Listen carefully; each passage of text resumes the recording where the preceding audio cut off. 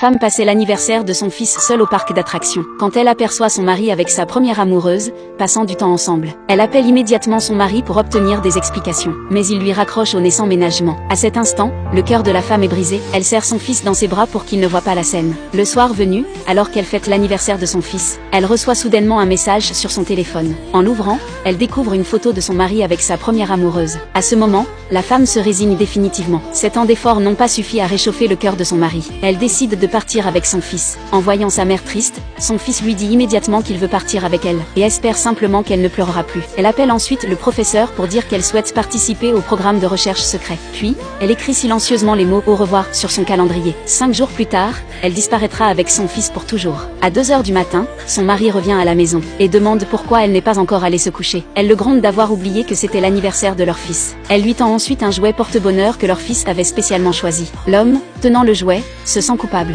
Il veut souhaiter un joyeux anniversaire à son fils, mais sa femme lui répond que ce n'est plus nécessaire. Elle sort alors un contrat et lui demande de le signer. À ce moment-là, la première amoureuse appelle l'homme, lui disant que leur maison est soudainement sans électricité. Inquiet que la première amoureuse et son fils aient peur du noir, il signe le contrat sans hésiter, puis quitte la maison sans se retourner pour rejoindre la première amoureuse, ignorant qu'il vient de signer un contrat de divorce. Le lendemain, la femme se rend au travail pour soumettre sa demande de démission, mais en sortant du bureau, elle tombe de nouveau sur son mari, qui est en train de câliner la première amoureuse. Lorsqu'elle voit que son mari a mis son alliance sur son petit doigt, représentant ainsi son statut de célibataire, la femme comprend que l'homme ne l'a jamais aimée. L'homme remarque la femme et repousse rapidement la première amoureuse, mais la femme lui dit qu'ils forment un très beau couple, et les encourage à s'embrasser. Puis, elle tourne les talons et part. L'homme la rattrape précipitamment pour l'amener dans son bureau, et lui explique qu'il jouait à un jeu avec sa secrétaire. Il lui présente un cadeau pour leur fils. La femme voit que c'est un chien en peluche, ce qui lui rappelle que leur fils en a peur. Mais l'homme semble avoir oublié cela. Il propose alors à la femme et à son fils de séjourner à l'hôtel pendant 2 jours, car la première amoureuse a peur du noir suite à une panne d'électricité chez elle, et il souhaite les inviter chez eux. La femme est abasourdie. Son mari veut les chasser pour que la première amoureuse et son fils viennent loger chez eux. Le jour où la femme et son fils déménagent, son mari entre soudainement avec la première amoureuse et son fils. L'atmosphère devient tendue au moment où ils se croisent. L'homme ment en disant que la femme est sa cousine.